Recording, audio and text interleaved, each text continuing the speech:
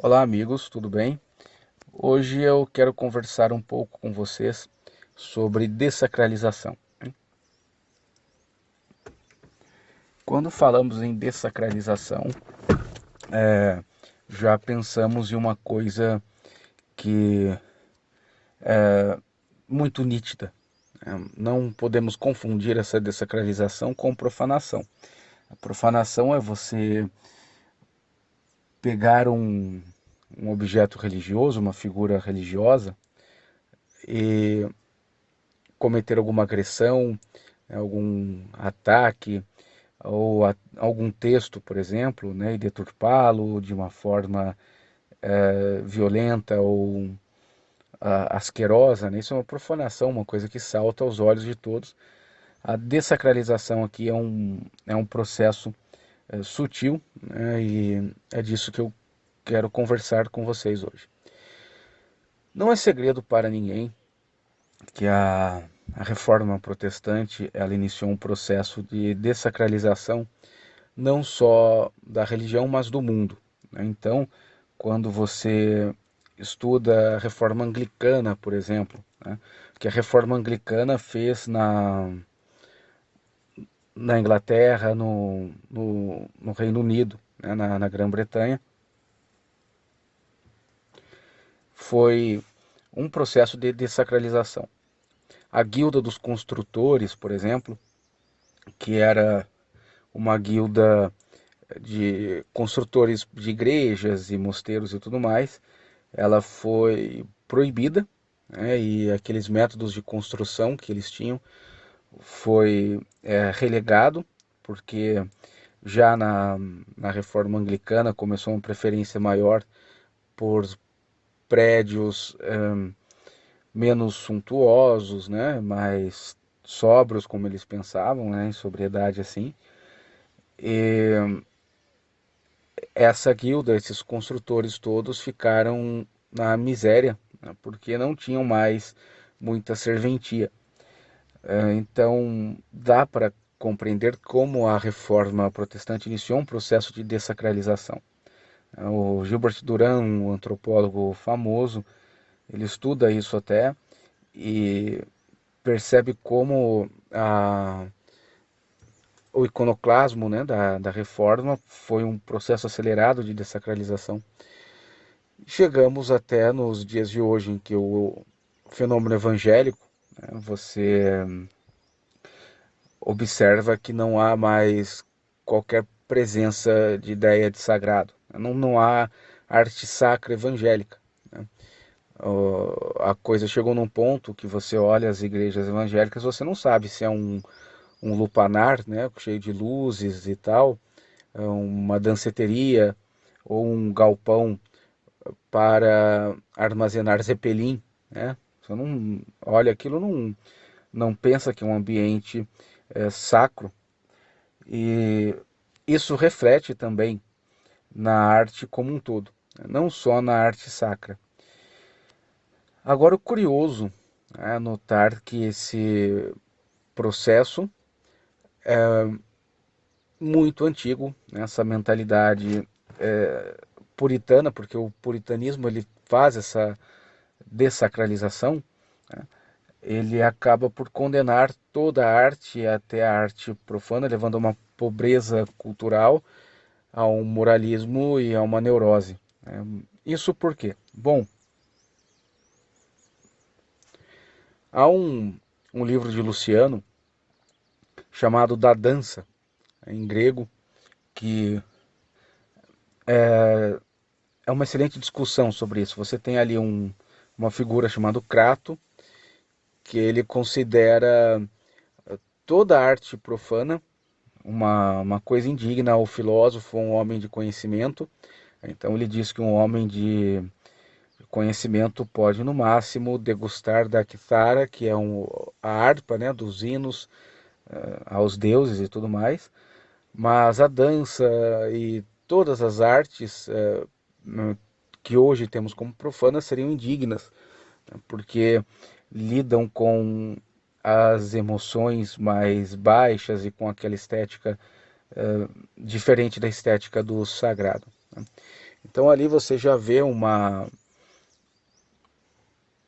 ideia que pende a esse puritanismo, e, porque ele acaba, né, por gerar esse moralismo, esse puritanismo, essa coisa toda.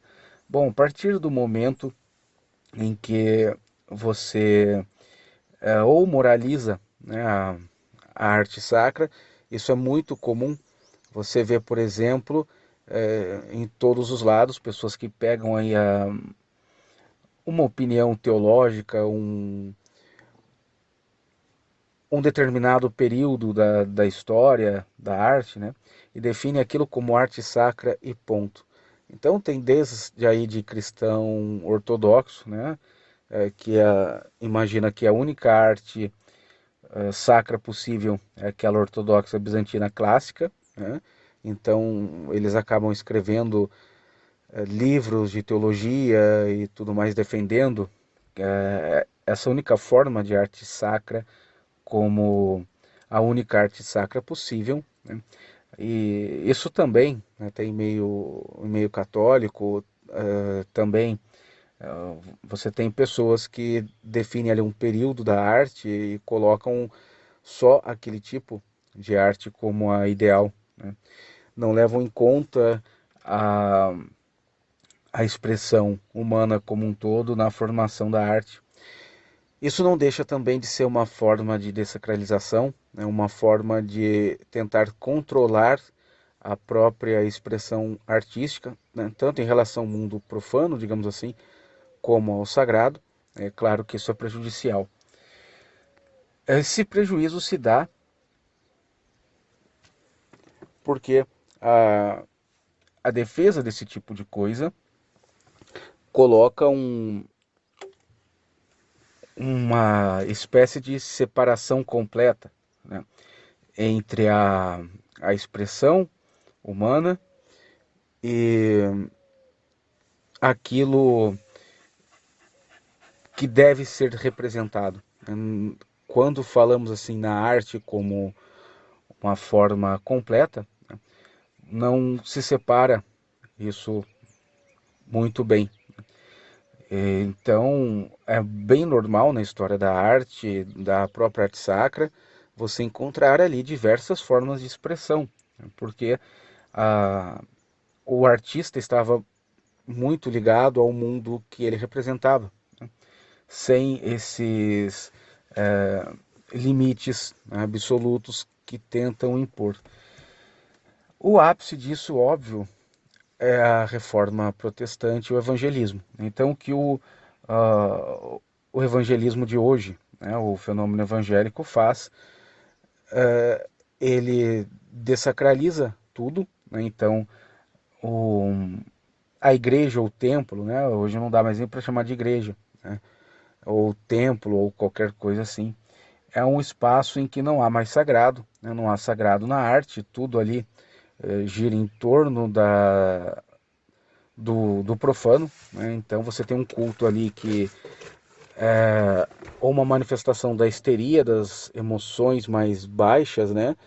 Ou um ambiente que é totalmente desprovido de, de beleza e de expressão artística mais profunda. É um ambiente iconoclasta, que apela, né, diretamente ao, ao aspecto emocional baixo, né? E isso é carregado para o mundo exterior e acaba gerando, primeiro, um moralismo absoluto, né? Então, você tem como consequência disso o puritanismo neurótico, né? O moralismo neurótico, porque a partir do momento que você tira, por exemplo, a representação do corpo humano como algo sagrado, né? Como na imagem e com semelhança a Deus, né? Como por exemplo na própria Renascença, na arte dessa época em que o corpo humano também era representado ali com uma forma sagrada, né? Como até a nudez, por exemplo, era representada de uma forma sem, sem neurose, né, de uma forma assim mais natural, e a própria forma humana, né, ali começa a ser melhor desenhada, porque levava em conta essa sacralização, né, do mundo, né? Então, quando tudo isso é encarado com esse puritanismo, esse moralismo todo, você coloca no próprio mundo exterior uma ameaça, né? Esse mundo externo que passa a, a ser uma fonte de condenação ou uma coisa muito impura, gerando todo esse puritanismo, né? Gerando o moralismo tal, que é distante, né? Bem distante de toda teologia moral e de todo o entendimento que já se teve sobre não só o corpo humano, como também em relação à natureza como um todo. Então isso se dá por essa dessacralização. Nada pode ser representado, representado de forma artística. Então dá para perceber isso, por exemplo, quando você vê que o fenômeno evangélico ele proíbe, né, a arte sacra, a representação sagrada das formas humanas e da natureza, mas ele não proíbe as fotos, né? Então ele não proíbe que faça filmagem, não proíbe que tire fotos, né, de um culto, ou sei lá o que seja, que as pessoas vejam também. Tá? Por quê? A representação, digamos, profana ainda é tolerada, mas ela é tolerada em torno desse puritanismo todo, né? Desse moralismo todo, dessa, dessa condenação do aspecto sagrado do mundo através da arte. Então percebam, né, como isso tudo acaba gerando, além desse moralismo, desse puritanismo, um cientificismo absurdo que é totalmente arbitrário, né, um totalitarismo. Tudo isso está muito ligado ao mundo da técnica, né? Então, é, pensar que tudo isso fica restrito ali ao campo da arte na igreja, né, da dessacralização dos templos e da religião, é uma forma um pouco limitada de enxergar o fenômeno como um todo. Isso acaba afetando a própria visão que as pessoas, no geral, e é independente de religião, como vocês estão vendo hoje, as pessoas como um todo, né, estão vivendo e observando as coisas e aceitando totalitarismos de toda forma. Um deles é o totalitarismo pseudocientífico da, da atualidade. Isso foi bem visto agora, né, nesse fenômeno aí que instauraram da, do suposto vírus, né, em que ocorreu uma espécie de totalitarismo ou uma sacralização às avessas, né, do cientificismo, em que foi instaurada, né, uma ordem sanitarista em que só uma definição daquilo que é ciência ficou como regente do mundo todo, né, de todos os aspectos da vida humana. Como que essa ordem totalitária está ligada a esse processo de dessacralização, né? A partir do momento que você desacraliza tudo, você tem um mundo dessacralizado, né, com perdão do termo, que é um mundo em que todas as expressões, né, são retiradas em nome da expressão técnica, né, meramente técnica. A técnica, ou melhor ainda, aqueles que dominam através, né, de uma estrutura de poder muito ampla o que se tem como técnica, né, não que isso também seja a única forma de técnica, passam a decidir e legislar sobre todos os aspectos da vida. Então, se esses dizem que é melhor que todos, ou ainda é obrigatório que todos usem máscara, ou façam isso, façam aquilo, se fechem em casa e assim por diante. Essa, essa ordem é facilmente assimilada pela cabeça das pessoas, né? Porque elas já foram condicionadas a a um mundo em que uma única narrativa técnica é a correta, né? Elas perderam já a capacidade de reflexão interior, de escolha interior. Elas agora estão presas, né? E não é presas aqui como uma figura de linguagem, não. É uma forma literal mesmo de prisão, né? Não, não sobra muita alternativa aqui. Isso, né, certamente é um fruto desse processo. Você passa a legitimar que um certo grupo dominante decida o que, o que é a expressão, né, como as pessoas devem enxergar o mundo, como um, um artista, né, deve sublimar ali a sua expressão. Né? Você eleva o mundo da técnica a, a um patamar, né, que é incontestável. Percebam que a presença, né, do sagrado, de uma arte sacra, e a própria importância, né, da arte profana como uma, uma representação, né, que também deve ser apreciada, é o que vai condicionar, né, o homem à aceitação ou não aceitação desses planos totalitários, né? Você tem, né, nesse caso, nesse processo aí bem amplo, uma predominância, né, digamos, daqueles que consideram o ser humano um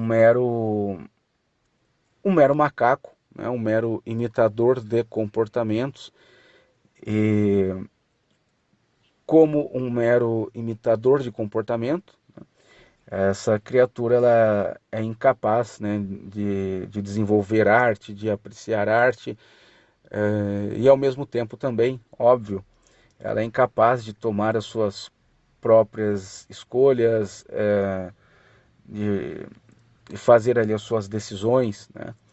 E tudo então passa a ser bem impessoal. Não à toa que nesse fenômeno todo você não vê figuras, né, que defendam essa, essa forma de mundo totalitário, né, com uma personalidade, né? As figuras hoje são sempre impessoais, são sempre órgãos, né? Organização Mundial de Saúde ou a ciência, né? O ciente de razão que criaram, né? Porque é um mundo impessoal, né? Passa aí por uma despersonalização nesse fenômeno totalitário. Então, pensem nessa ligação toda, né, nesse processo de desacralização, né, ou melhor ainda, desse estado em que vivemos, né, em que o, o sagrado não foi profanado, né, aos olhos de todos, né, não foi uma afronta direta, perceptível, mas ele foi retirado aos poucos, né, e o mundo então foi transformado, né, praticamente uma maldição, né, não um mundo criado por Deus, um homem criado na imagem com semelhança, né, mas se tornou um espaço maldito, né, um, um espaço que deve ser vigiado a todo instante e deve ser regulado aí por entidades impessoais. Um grande abraço, pessoal. Qualquer coisa é só me procurar aí. Um, foi um prazer estar com vocês de novo. Até mais.